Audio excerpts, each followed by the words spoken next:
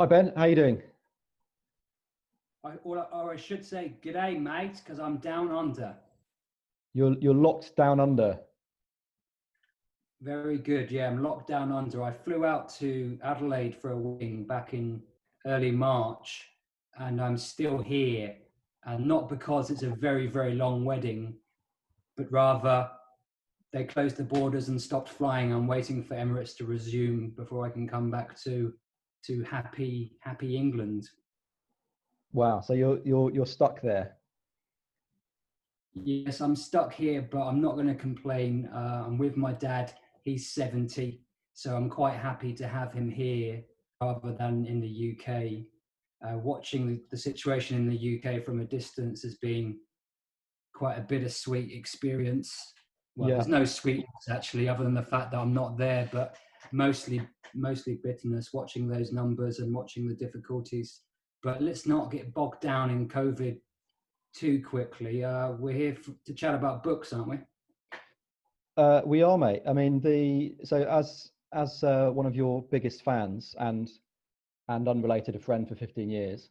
Um, yeah, it's nice to be invited to chat to you about your work and sort of generally other stuff. I was flicking through because I've got nothing to do now. I was working and now I'm sort of pretty much doing nothing. I was rearranging my bookshelves, and you've got your own little section now, Ben, um, with your two books. One to come, I think, isn't it? You're busy writing your next one. But I was flicking through, and it struck me, even though obviously your first book, Bill Bryson, Dear Bill Bryson, was a journey around Britain, and then your second one, Chip Shop in Poznan, where you went and lived in Poland for a year. I was flicking through the Poland book, even though it's ostensibly about you staying in one place in one city. There's so much travel in it, and you sort of move around so much. And obviously, in your Bill Bryson book, you travel the length and breadth of the country. So, I mean, as a travel writer, what's it like, the prospect of, being locked down, albeit in a completely different country, but the prospect of, travel being curtailed for probably quite some time. Well, I'm not jubilant about the prospect, that's for sure. But I take consolation in the fact that there are many ways to travel, and they don't all involve taking long journeys by plane, train, or automobile. I guess I'm thinking of the quotations from Jeff Dyer says, we are here to go somewhere else. And although we have that motivation, an inherent motivation to explore and venture afield, there are different ways you can go about it. And there's a French chap, Xavier de Maistre. He wrote a book in the 19th or 18th century called Travels in My Bedroom, in which he traveled for 6 weeks in his bedroom, exploring all sorts of things, soiled underpants and busted mattress springs, and trying to find stories in unlikely places. So the practice of traveling doesn't have to involve great distances, and that's some comfort. It's a state of mind. It's yeah, it's not necessarily a case of packing a bag and going off somewhere. So that's some comfort. Yeah. And have you been?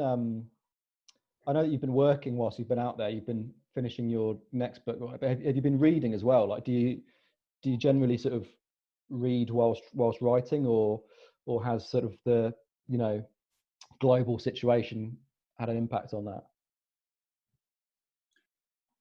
Well, yeah, the bulk of my time the last couple of months has been taken up writing my third book, which is about traveling with pensioners. It's going to be called The Grand Tour, which I'm not sure about actually, because every time you type it into the internet, 2,000 things about Jeremy Clarkson pop up, which isn't helpful. But nonetheless, it's about traveling with one's elders. Why? To maybe learn a thing or two and perhaps bridge that generation gap by a small margin. That's the premise. And coincidentally, I took six coach journeys with a company called Shearings, and they were absolutely brilliant, but they've just gone under, as I'm sure you're aware, which is both sad and also probably a sign of what to come. And Yeah. to answer your question about reading, I struggle when I'm in the thick of writing something. I do struggle to read, and I don't know whether it's just that part of the brain just feels too busy and too and doesn't have any vacancies for new material, or whether it's at the moment because of what's going on with the coronavirus. Narratives, stories can feel a bit beside the point at the moment because the news coverage of the pandemic is so fantastic and unrelenting. It really can feel that nothing else matters.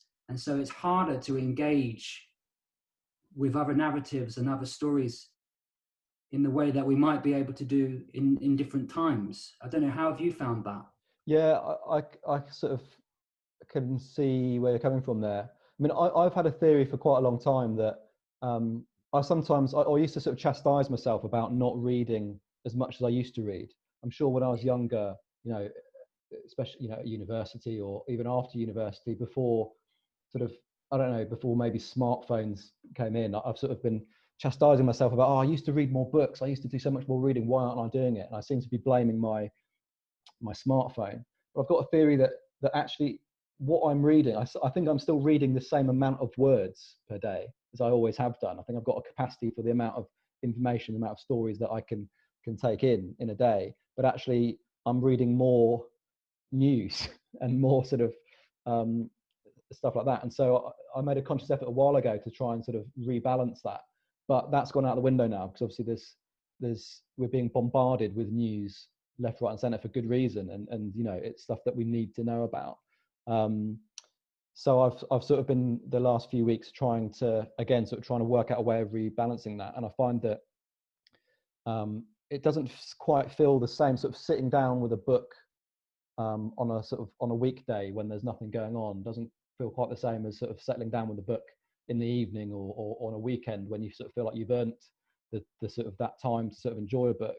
So I've actually been using audiobooks quite a lot, which means I can sort of go about, you know, what little stuff I've got to be doing. So, you know, pottering around the house, doing housework, you know, going for a walk, and still feel like I'm reading things that are, you know, have more sort of richness and more nutrition than sort of, you know, non-stop news. But like you were saying about working and not being able to necessarily absorb anything else, I was the same. Always am the same when I'm working. I find it difficult to take in anything other than what I'm doing, and everything sort of I'm seeing everything through the prism of what I'm doing, and therefore that's sometimes not helpful. So I end up not reading too much. So yeah, I mean, what's your plan when you eventually get back? You'll be sort of finishing the book and getting it out there, or, you know, what's the timeline for that? I think when I get back, Charlie, I'll be about 62 and ready to draw a pension, to be frank. But I would like to ask, whilst you mention your work, if you could give a little bit more detail, because it's relevant to this conversation. You've just finished working on the hospital COVID-19 special, a series of programs, haven't you? Yeah. And so that invites the question, you know, what was that experience like as a storyteller, as a creative? Did it feel unprecedented, to borrow a popular work, or were you just going about your business? It was a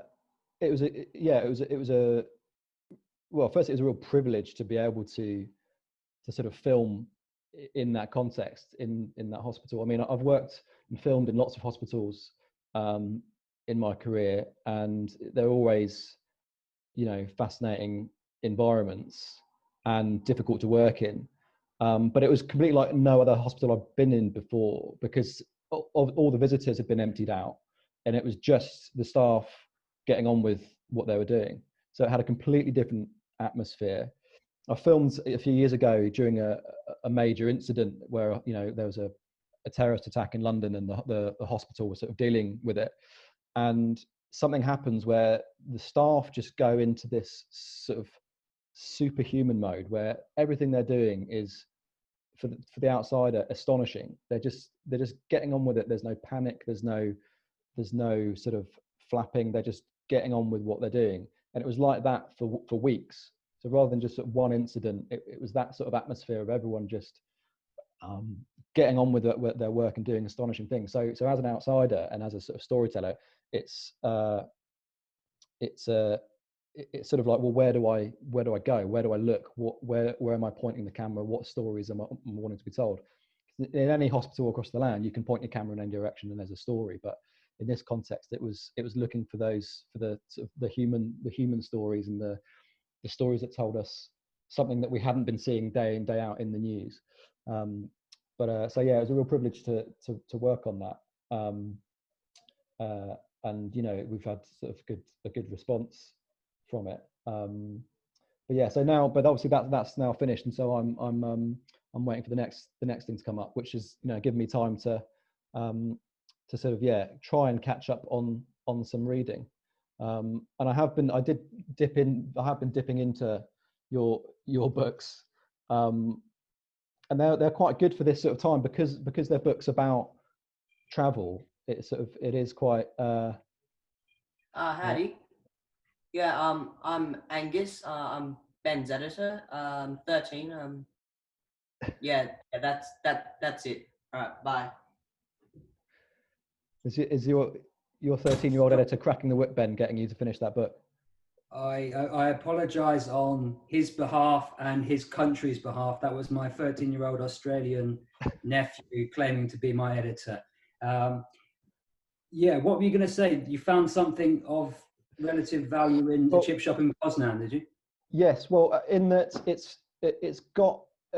it's really rich in that it's funny, which is good for this sort of time because we could all do the laugh, but it's also got it's got history, and it's got really some really literary. There's the Sally Rooney-esque kind of failed romance that's quite interesting, and the sort of the trips and the scrapes that you get yourself into. It is quite a good escapist kind of book. I think probably travel writing in general is probably a good place to go when we're all sort of stuck and all sort of unable to sort of go where we want to go. I think dipping into sort of non-fiction travel writing where people are able to travel, I think it's a good thing to go to. And your latest, your new book, I think what you're saying about your latest book, that it sort of travels with your older relatives. I think when that comes out, that's going to be quite a useful thing for people to read, I think, because obviously people have been shut away from older relatives for by that time it'll be months and months and months, and sort of had their freedom curtailed for good reason. So perhaps it's quite apposite that this book that you're writing is it sort of will it be saying something about that, I don't know, that intergenerational connectedness? Is that sort of what the angle is?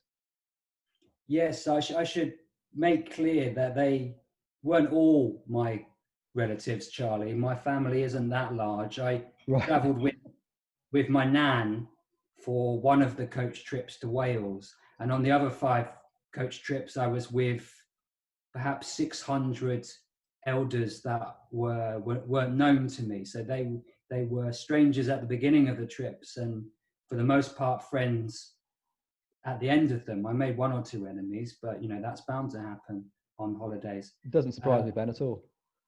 The point, I won the bingo too many times, they couldn't handle it. But the point of the book, if it's got a point, is to celebrate relations of all types, but in this particular case between our elders and ourselves, grandchildren, grandparents, those 2 generations.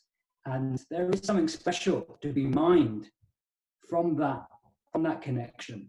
And I don't think we do it routinely enough. We might do it with our own grandparents, but outside of the family context, we're probably not great at treating our elders as if, in the same way that we would treat our contemporaries.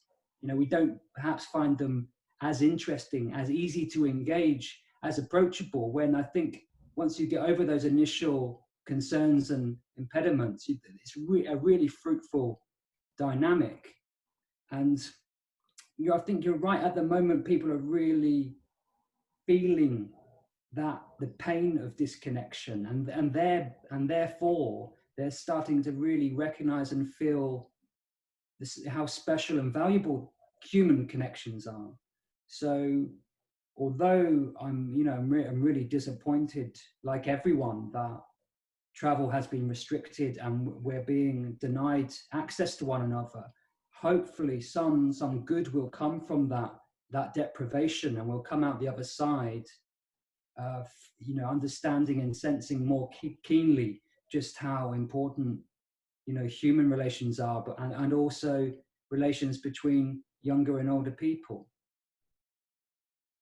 Yeah, I mean, I can't wait to read that. I think that's really important points. I suppose that the one of the things that isn't here's your editor. I brought my assistant with me this time. Oh God. Drew Patterson.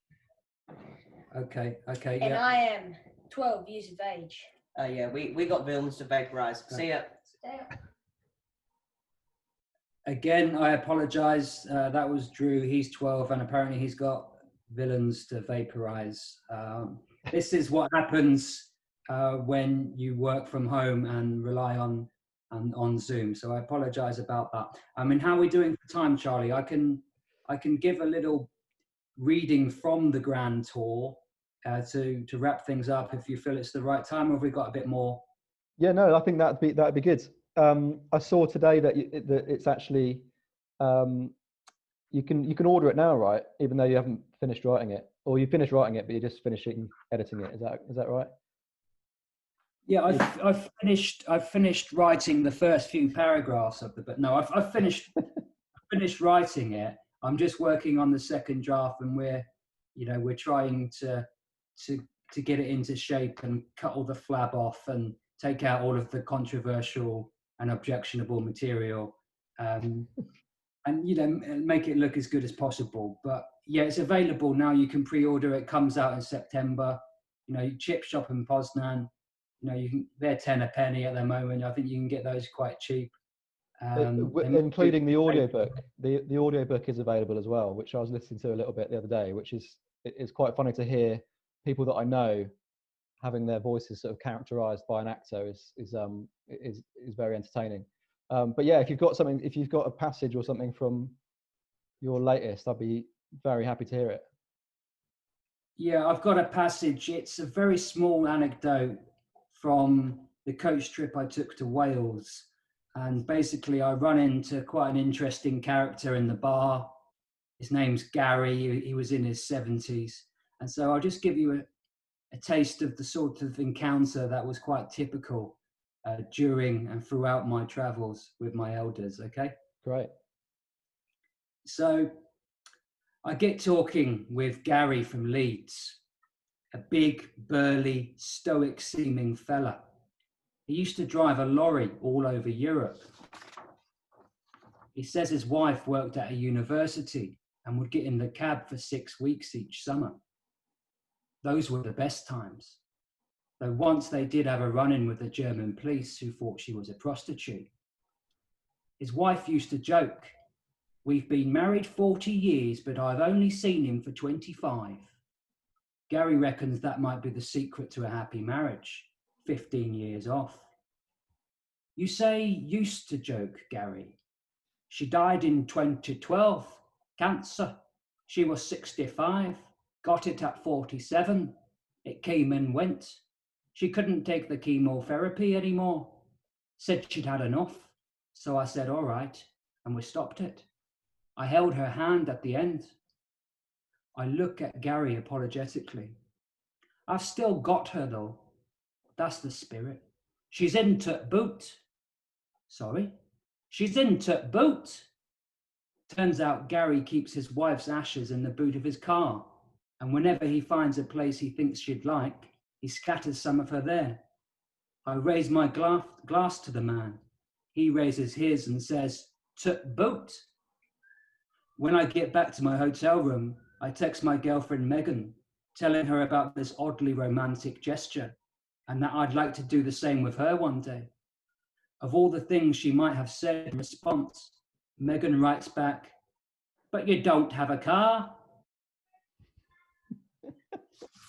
So that's a little snapshot, and forgive me for my accents because I don't know what that was. It certainly wasn't Yorkshire. It was some weird European hybrid, wasn't it? It was, mate. But yeah, I mean, you're in Australia, so you've got that sort of, got all sorts of accents going on. So you probably just sort of lost your ear a bit. But no, I love that. That was great. And I look forward to reading some more. And one final thing before we go, Charlie, if I can give a shout out to two ladies that I met on a coach trip to Scotland who are from Derby.